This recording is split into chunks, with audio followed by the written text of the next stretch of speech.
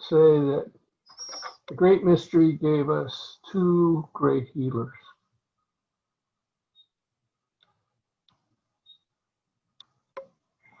Our laughter and our tears. And he encouraged anyone who came to him to do both frequently. Right? And I think I've seen both of these things occur within these meetings. And for that, I am most grateful for the fact that Manaxes initiated these, but also for the fact that people are willing to take those risks that are involved in laughing and in crying. I think that's part of what makes these meetings healing. And I honor that deeply, and I with great gratitude to the Great Mystery, the Great Spirit, for providing us with these attributes through which we might love one another. Hi, all my relations.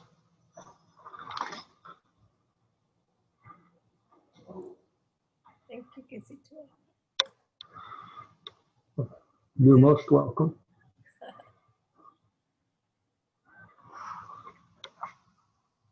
I've been on many journeys with your meditations, and just holding that space of warm fire.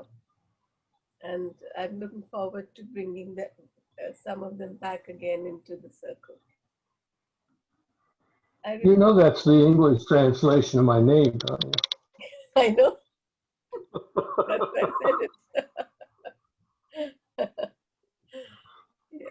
I remember once when all of us entered the fire, and all of us, it was very beautiful ceremonies we have had. So, yes. And I think what I've loved about the Cree ways that you have, or the medicine Reiki ways that you have taught us, is that for me, it brought to the physical what is otherwise seems metaphysical. A prayer seems something with the mind and even with the heart. But when you make the prayer tie, you feel that lightness of the heart that comes when you're taking something that's your wish, which burdens you because it seems like it can't happen. And then you put it into that print.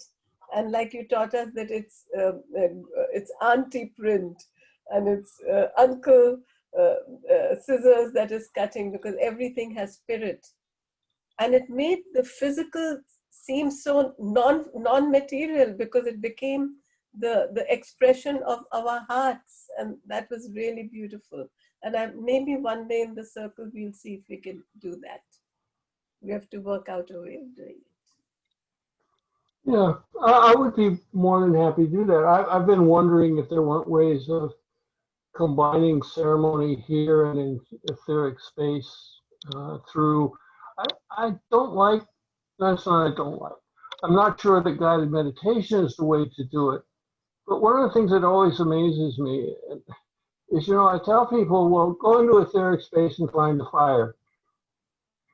There's no complication in that, and then occasionally somebody will say, well, I couldn't find it. It's ask hummingbird to lead you there. They're guides. And then, oh yeah, okay, I see it. It's like, all right. There's no ritual for that. I've never done ritual for that. I have done some rituals for the ceremonies for the dead, for example. I've done some rituals for that.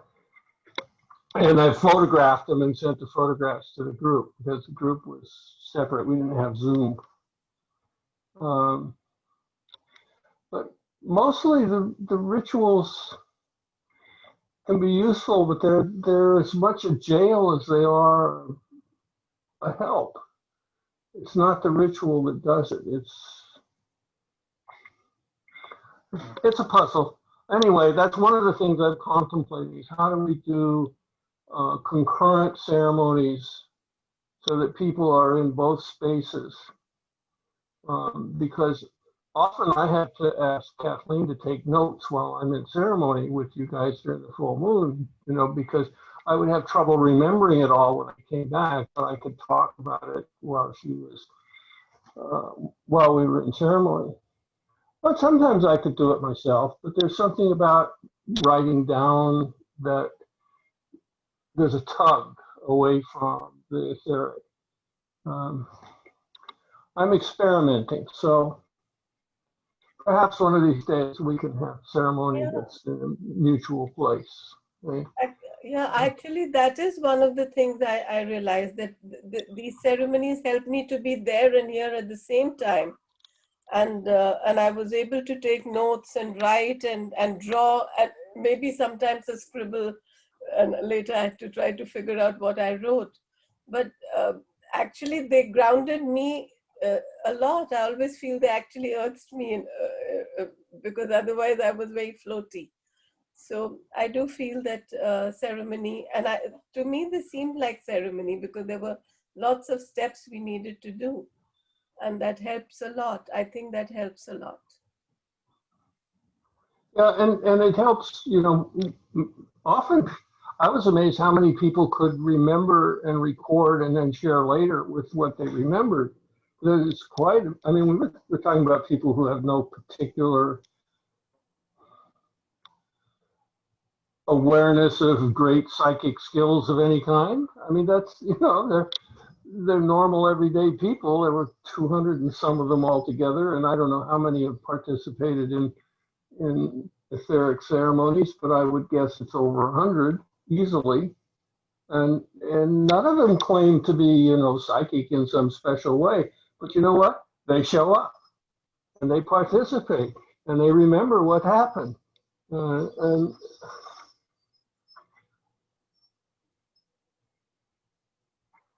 I think we're just amazing. I really do. I think we're just flat amazing. But I don't think it's the body that's amazing. There's something else going on. To think the body is separate from us is also something, I don't know, it's a chimera. Maybe that's the real thing, to think we are not the body, but the body is not there either. It's just an illusion. That's the way I look at it. I did have one student come ask me, I would guess about 6 or 8 months ago. She wrote an email. She said, well, what if it's all in my imagination? I said, of course it's in your imagination. Why don't you think that's real? She's like, if it's in your imagination, it's fantasy. Right? But it's hard to explain fantasy that you're sharing with a bunch of other people. That's really difficult to do.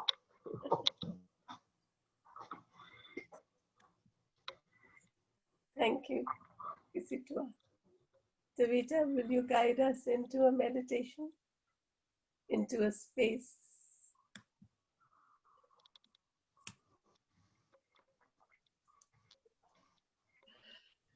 Okay, get comfortable, and if you feel like it, close your eyes.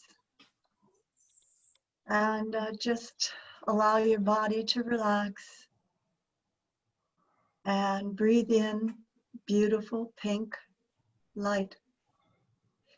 And allow that pink light to expand out through your third eye and out of your crown and around your entire energy field and out beyond, with rays of golden light shining out through it around the earth, connecting to the matrix of the earth in the multi-dimensions. Allow energy points to light up around the world and around your body, seeing it filled with smiles and love and more light, seeds of light, quantum sparks of light.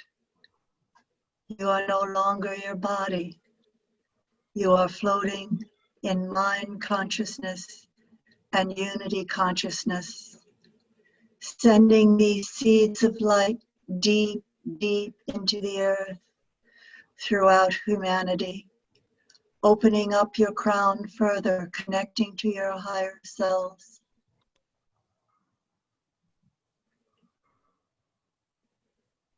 To your guides, to angels.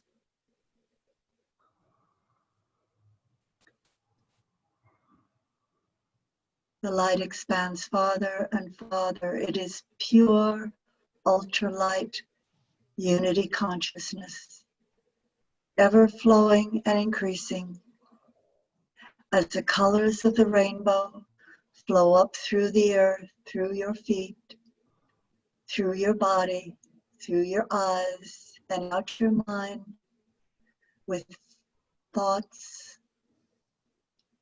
of whole, pure energy, quantum service, quantum healing, energetic, magnetic, technological unity of the planet through the service of light consciousness of the Creator, the Source, the God Center.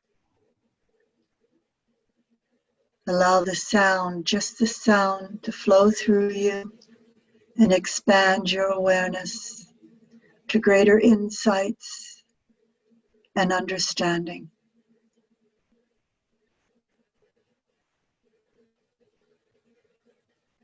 Breathe in and breathe out. Feel expanded as you open your eyes and come back into where you are now.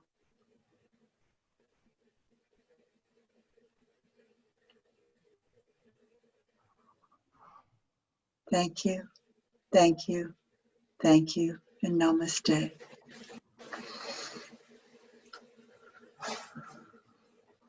Aye, aye. Thank you.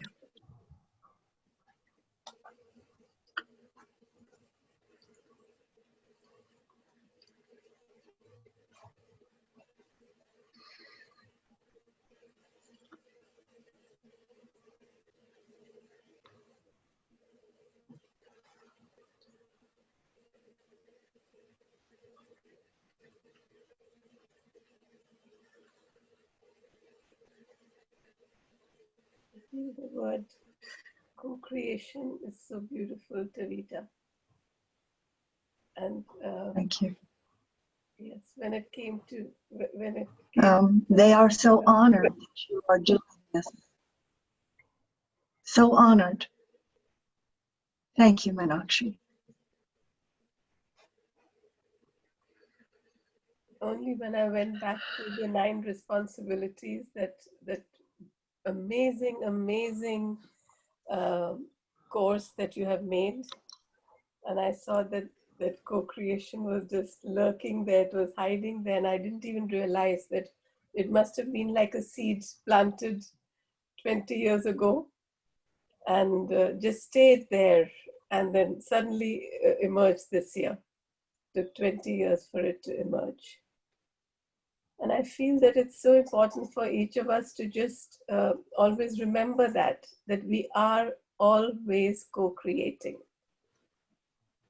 It can scare us, because then if we are not happy with something, we say, really, did I create that? And yet it can also make us feel so free, because just with a change of thought, you can change everything in your reality. But also from the discussion we had last week, as Katie was mentioning, sometimes the thought is in our mind, but it hasn't reached the heart. And for that, these kinds of meditations, which are actually, I think we used to call them active meditations, because they're activating different energy fields, they help. They help a lot. I've been helped a lot through them, so I'm grateful. So the theme for today was actually there was no theme. But I always have a question that I can ask. And so the theme for today is, what are you co-creating in your life right now? Katie, do you want to say it in a few sentences? What are you co-creating? Could you repeat the question, please? Yeah, What are you repeat it. It was a co-creating bit in your life unclear. right now?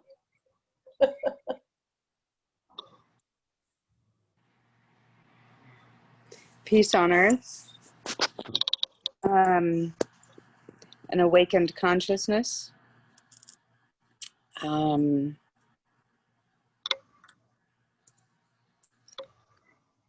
healing for all who have suffered from trauma and PTSD,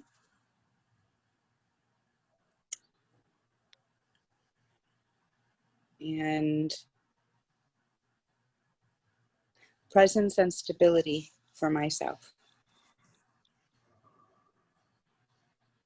So when you go inside your heart, can you see that space where this is actually manifested?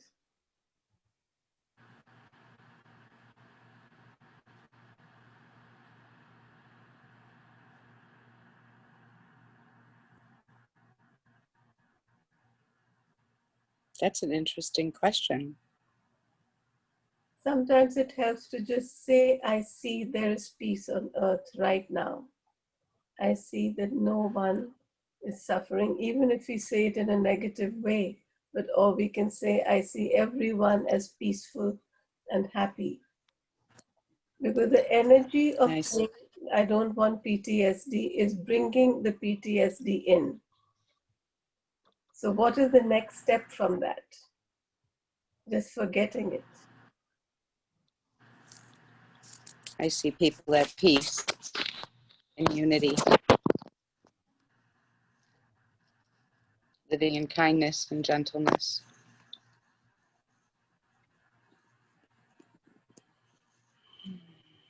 I see that with you.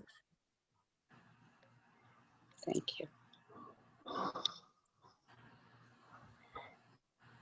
I don't. Yes. I don't have those sorts of aspirations, I guess.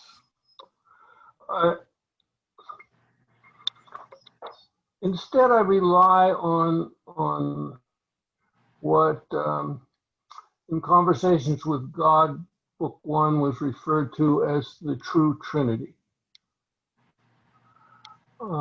which it defined as love, joy, and serenity, peace of mind. And when I am in those states, the world is in a wonderful place, because that's what I radiate. And when I am not, then I have to figure out what I am doing that knocks me out, because nothing else can. I really believe I've been given sovereignty over my thoughts, my emotions, and my behavior. And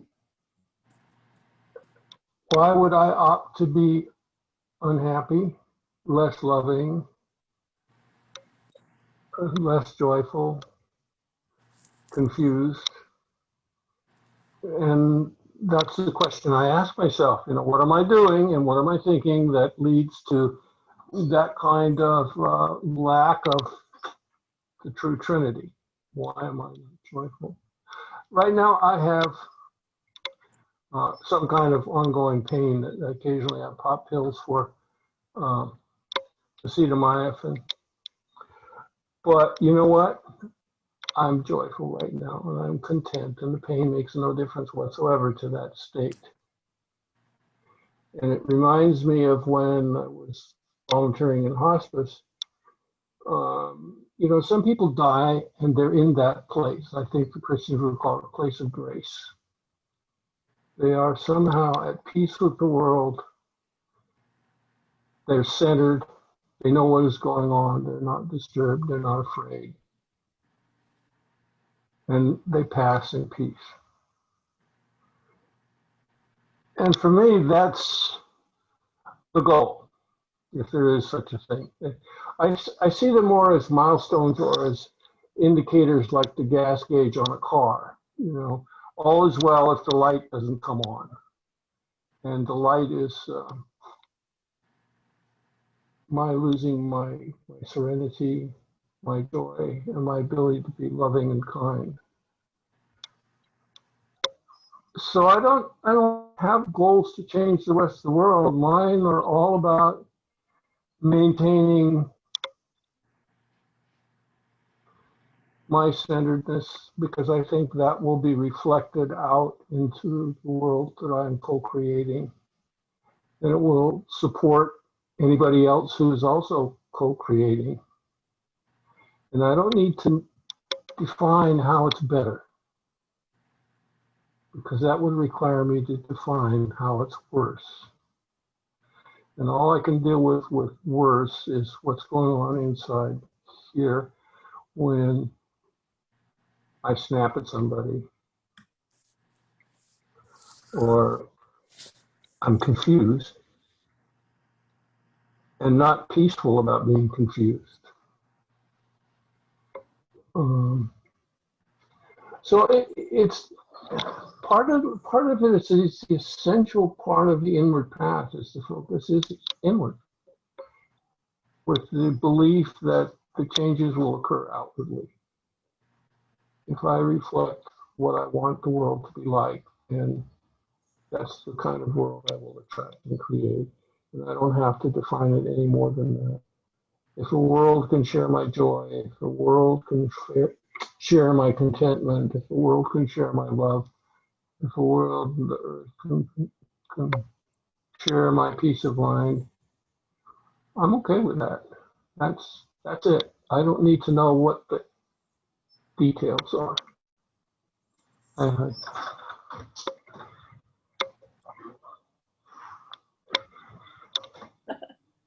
Beautiful. Thank you.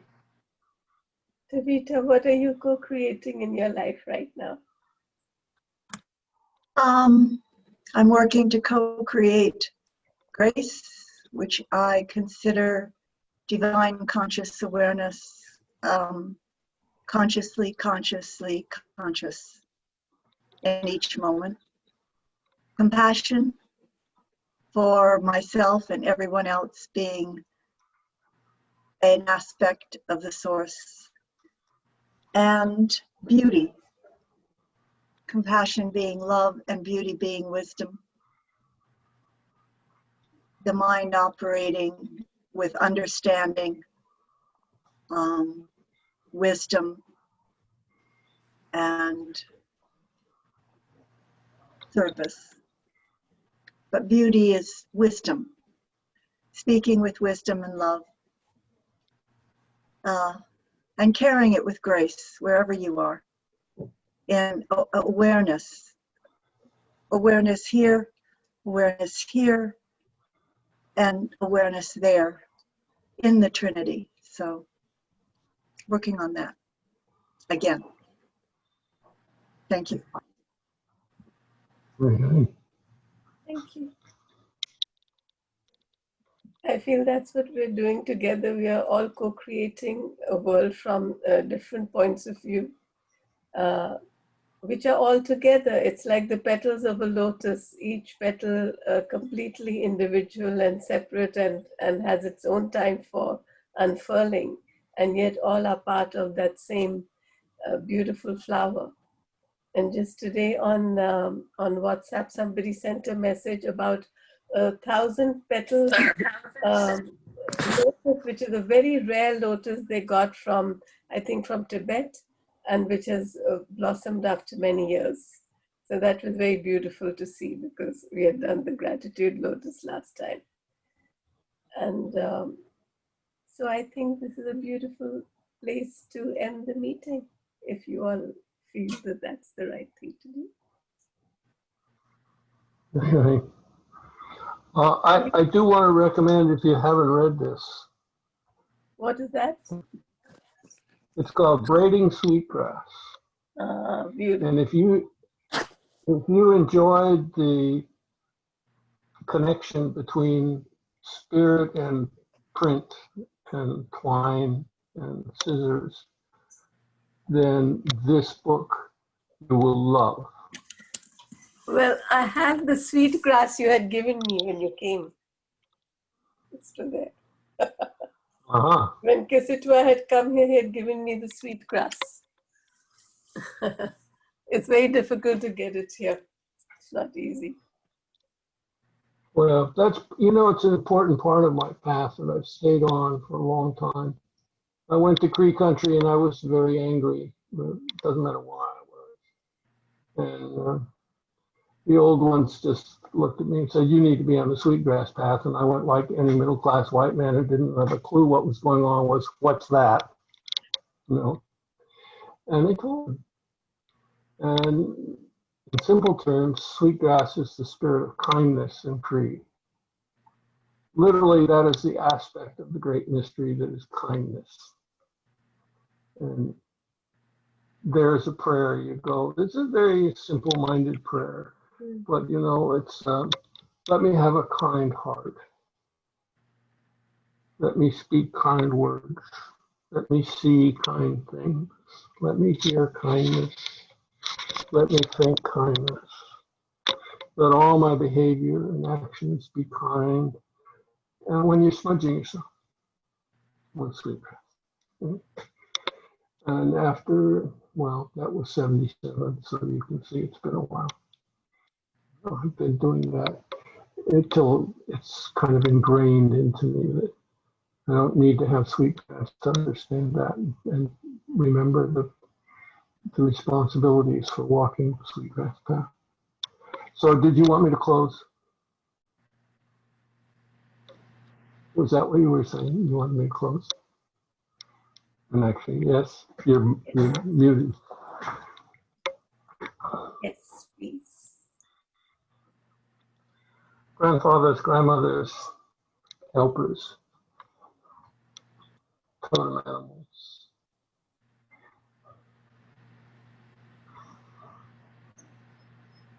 Thank you for the experiences here. Thank you for your support. Thank you for your kindness. For without you, we would truly be lost. And without each other, we would really be lost.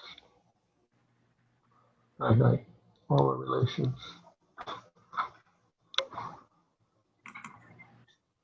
So Kisitwa, when you say hi, then is this the usual thing that everyone says the same? Like some people say aho? Different tribe. Slightly different language. Okay. But yes, hi is the equivalent in the Cree country of amen, yes, I agree, so be it, Okay. and thank you, Yeah. depending on the context. Come and see. Come. So, I will say the elders dealing with people who are not traditional, maybe their own people, but they may not be traditional because they were taken away from their family and raised in the city by white people. And the elders will almost always say, I am finished, or that is all, or yeah, okay. Yes, so you would know. You want to see everyone? You keep here. Can we still talk after that or no? When the circle closes, we can.